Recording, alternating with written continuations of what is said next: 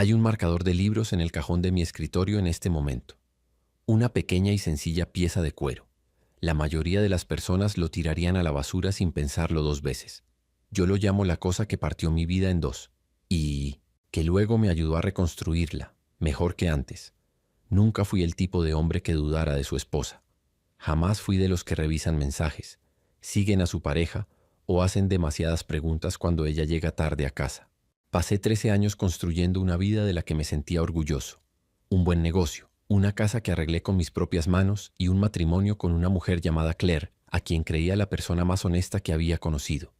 Según todas las medidas que yo entendía, era un hombre que había construido algo verdadero. Creí eso. Hasta una tarde de martes, a principios de septiembre, cuando regresé a casa antes de lo habitual con un fuerte dolor de espalda y tomé el libro equivocado. Había estado leyendo un thriller que descansaba en mi mesita de noche durante unas 3 semanas.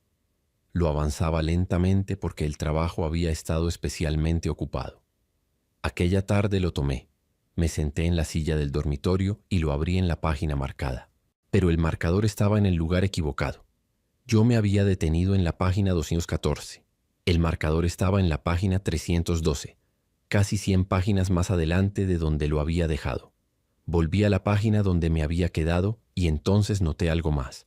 Una pequeña arruga en el lomo del libro, alrededor de la página 289. Era el tipo de marca que aparece cuando alguien mantiene el libro completamente abierto, plano, durante mucho tiempo en la misma página. Me quedé completamente inmóvil. Libro estaba en mi mesita de noche. Claire me había dicho muchas veces que no le gustaban los thrillers. Demasiado oscuros, decía siempre entre risas. Intenté pensar con honestidad si yo mismo había movido el marcador y simplemente lo había olvidado. Lo consideré seriamente porque quería ser justo, pero sabía lo que recordaba. Dejé el libro sobre la mesa, caminé hasta la cocina y quedé de pie frente a la encimera, mirando el patio trasero durante un largo rato. Desde esa ventana podía ver la cerca de nuestro vecino. Daniel Howell se había mudado hacía aproximadamente 18 meses. Era un arquitecto divorciado de unos 40 y tantos años. A Claire le cayó bien de inmediato. Lo invitó a cenar, le llevó regalos de bienvenida e incluso inició un grupo de vigilancia vecinal que ahora ambos coordinaban cada segundo jueves por la noche. Yo siempre pensé que estaba bien. Solo el vecino. Nada más que eso, pero de pie frente a esa ventana me pregunté por primera vez si en realidad era algo más. No reaccioné con ira. Volví a la silla, abrí el libro en la página 289 y leí el pasaje donde estaba la arruga. Era una escena en la que un hombre descubre que su pareja ha estado viviendo una vida secreta. No sé si en ese momento me pareció extraño o si solo lo entendí así más tarde al recordarlo. Lo que sentí entonces fue una certeza fría y silenciosa, de esas que no gritan ni hacen ruido, pero se instalan en el pecho y se niegan a marcharse. Esa misma noche llamé a Raymond Chu. Era un investigador privado al que había contratado 2 años antes, cuando un antiguo cliente intentó robarle a mi empresa. Raymond era meticuloso, discreto y profesional de una forma que hacía que nunca tuviera que explicarme 2 veces. Le dije que necesitaba 2 semanas de hechos, no suposiciones, hechos. Me devolvió la llamada 9 días después. El informe tenía 26 páginas. Raymond lo revisó conmigo en mi oficina con una voz serena y constante. La manera en que habla alguien que ya ha tenido que entregar malas noticias antes y sabe que en ese momento la otra persona necesita información más que consuelo. Lo que encontró era simple y devastador. Claire había estado yendo a la casa de Daniel todos los martes y viernes por la tarde durante al menos 7 meses. A mí me había dicho que asistía a una clase de pintura en acuarela en ese horario. Nunca lo comprobé, porque había visto las pinturas colgadas en el pasillo de nuestra casa y asumí que aquello era prueba suficiente. Pero los registros de Raymond mostraban su coche estacionado en el camino de entrada de Daniel en cada una de esas tardes, y había más. Raymond también descubrió algo que iba más allá de la aventura y que volvía toda la situación mucho más grave. Daniel estaba en medio de una disputa legal con una empresa inmobiliaria por la ruptura de un contrato. Esa empresa resultaba ser uno de los clientes más importantes y antiguos de mi firma. En los últimos meses, detalles privados sobre la estrategia legal de ese cliente habían aparecido en los documentos judiciales de Daniel de una forma que solo podía significar una cosa. Alguien le había contado información que jamás debió conocer. Mi empresa había sido contratada para elaborar informes financieros para ese caso. Claire tenía acceso completo a mi oficina en casa, a mi computadora de trabajo y a las carpetas donde guardaba los archivos de los clientes. Nunca había mostrado el menor interés por mi trabajo, o eso creía yo. Raymond no podía asegurar con certeza si Claire había entregado la información de forma deliberada o si Daniel había revisado mis archivos por su cuenta durante sus visitas a nuestra casa. Lo que sí podía afirmar era que no se trataba de una coincidencia y que mi cliente debía ser informado de inmediato. Pasé 4 días encerrado en mi estudio después de leer ese informe. Revisé cada detalle con cuidado, paso a paso, en el orden correcto. Llamé al abogado de mi cliente y le expliqué exactamente lo que había sucedido. Contraté a mi propio abogado para evaluar cualquier posible responsabilidad de mi empresa y comenzar a reunir pruebas. También consulté los registros de propiedad para confirmar algo que ya sabía. La casa estaba únicamente a mi nombre. La había comprado antes del matrimonio y nunca cambié los documentos. El abogado de Claire no disfrutaría descubrir ese detalle. No le dije nada a Claire. Asistí a la reunión del grupo de vigilancia vecinal de Daniel ese jueves. Le estreché la mano en la puerta principal y escuché cómo hablaba sobre una farola rota en la calle con la tranquilidad de un hombre que no tiene ninguna razón para preocuparse. Volví a casa, cené con Claire, le pregunté por su clase de pintura. Escuché su respuesta. Asentí y sonreí en los momentos adecuados. No estaba fingiendo felicidad, simplemente estaba esperando, porque ya sabía exactamente hacia dónde se dirigía todo. Y necesitaba asegurarme de que cuando ese momento llegara, no quedara ningún lugar al que ninguno de los dos pudiera escapar. Elegí una mañana de sábado para sentarme a hablar con Claire. Le gustaban las mañanas de sábado.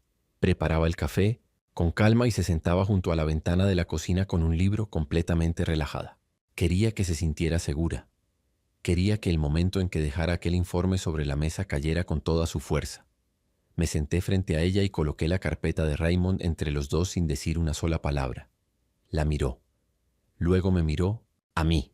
Su taza de café quedó suspendida a medio camino entre la mesa y su boca durante un largo instante antes de que finalmente la dejara sobre la mesa. No lo negó. Eso fue lo que más me sorprendió. Después de 7 meses de clases de acuarela, reuniones de los jueves, cenas cálidas y conversaciones tranquilas, simplemente observó el informe. Volvió a mirarme y dijo que lo sentía. No fue un lo siento lleno de pánico, tampoco un lo siento desesperado, fue un lo siento cansado, el tipo de disculpa que suena como cuando alguien por fin deja caer algo que llevaba demasiado tiempo cargando. Me dijo más sobre lo que nuestro matrimonio se había convertido en silencio que cualquier otra explicación que hubiera podido dar, y de una forma extraña hizo que lo que tenía que hacer a continuación fuera a la vez más fácil y más difícil de lo que había imaginado. Le dije que la casa era mía y que ya había hablado con un abogado. Le dije que la filtración de la información de mi cliente ya había sido reportada y que su participación en todo aquello sería investigada.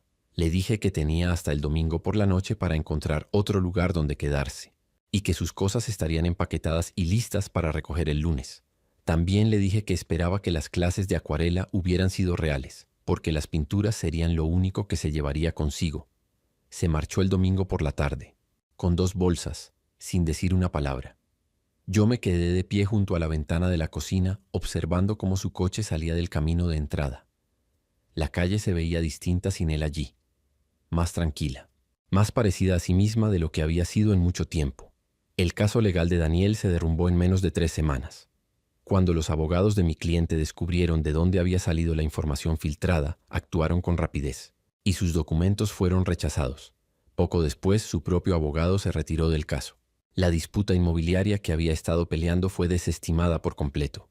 Claire colaboró con los investigadores y les contó todo lo que sabía. A cambio, el asunto se trató como un caso civil y no penal, siempre que devolviera el dinero correspondiente a los daños que la situación había causado. El divorcio se resolvió en 5 meses.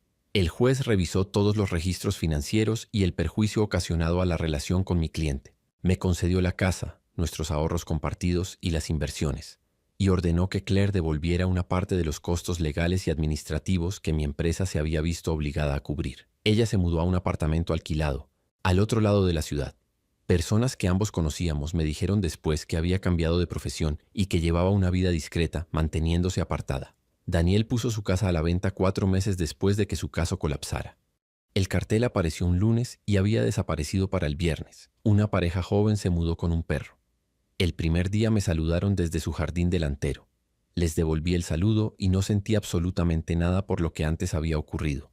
En la casa de al lado, salvo un silencioso alivio de que todo hubiera terminado. Mi empresa se recuperó por completo. El cliente decidió quedarse con nosotros e incluso amplió nuestro contrato, satisfecho con la forma en que manejé todo con honestidad desde el principio. Cambié también la manera en que se almacenaban los documentos de los clientes, de modo que ya no pudieran accederse desde mi red doméstica. Debí haber hecho eso años antes.